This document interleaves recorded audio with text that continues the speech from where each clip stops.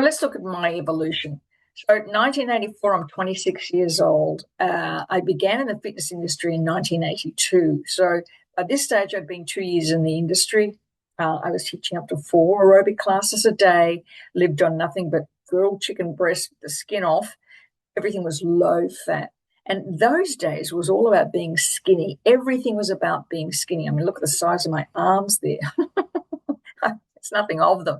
And yet I didn't feel like that was enough. In fact, we used to have competitions about, who could teach as many classes, eat less food, and be skinny. This was after my third child. This is my third child, Caitlin, here. So in 1994, I was still kind of I was 36 years old. I was still teaching I think I was down to about 2 classes a day at that point. I was running a lot. I was still living that very restrictive lifestyle when it came to calories and diet. I did a lot of working out in those days, but it was all aerobics. It was very little about the weight that we think now, which is about building strength. But, I'd had 3 kids. I was pretty proud of myself. And that was me at 36. And then, oh, my goodness, at 42, it was like the wheels fell off. And I didn't know what was going on with me. I gained what seemed like 20 pounds overnight. I was tired. My bones ached. I had no idea what was happening to me. My periods were really bad, and I was exhausted all the time. And I had a great gynecologist. He was phenomenal, at least I thought. And I felt I could speak to him, but I was having a series of procedures, 2 iron infusions included. And I was struggling in my career. I had no energy left.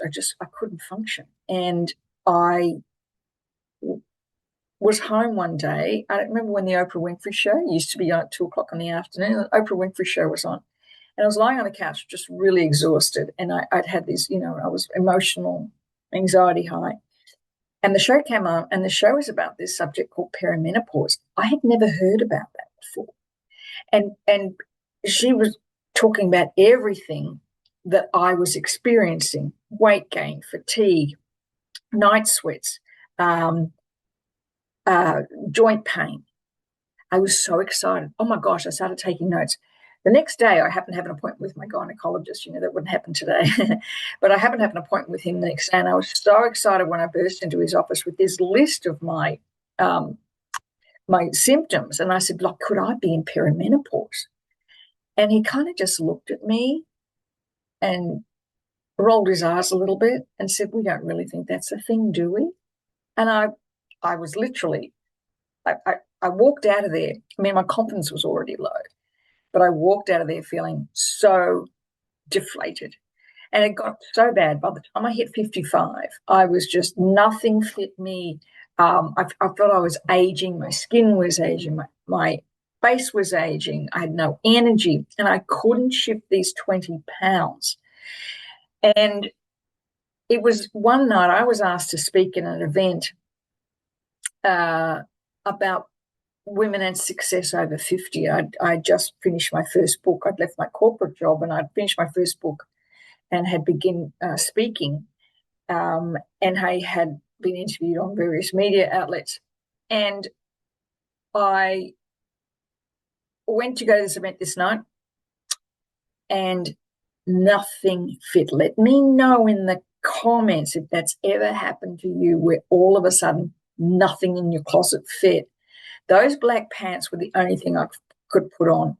And I had to do, I couldn't do the zip up. So I had to have a piece of elastic tied around the button, through the buttonhole and back again to hold the button together. Couldn't do up the zip. So I had to wear a blouse that went over the top of that to hide it, and then put a scarf over the top of it. And I remember thinking to myself, I'm about as far removed from being successful as I could possibly be. I mean, yes, I'd written a book. Yes, I'd spoken on stages, but I'd been a fitness instructor.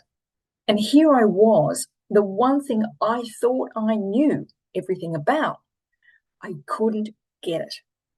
I couldn't get it. I couldn't figure it out. I felt so deflated. And it was not long after that I decided, after that meeting with my obstetrician, and because you remember this was the days before the internet, there wasn't Facebook or anything like that where you could go to find information. I was on my own. And I remember one night thinking, I'm on my own here. I have to figure this out by myself. I have to figure this out by myself, because what I was used to back in 1984, what I was used to wasn't working anymore. Something was wrong, and I needed to figure it out. And that's actually where the 10 principles came from in 2011, when I sat down and thought, okay, where do I start? And bit by bit, once you begin to ask that question, bit by bit, information started coming to me. And the more I trusted the information that was flowing to me, the more that I began to heal, and my energy came back, and the weight fell off to this year, 68. I'm actually turned 69 next week.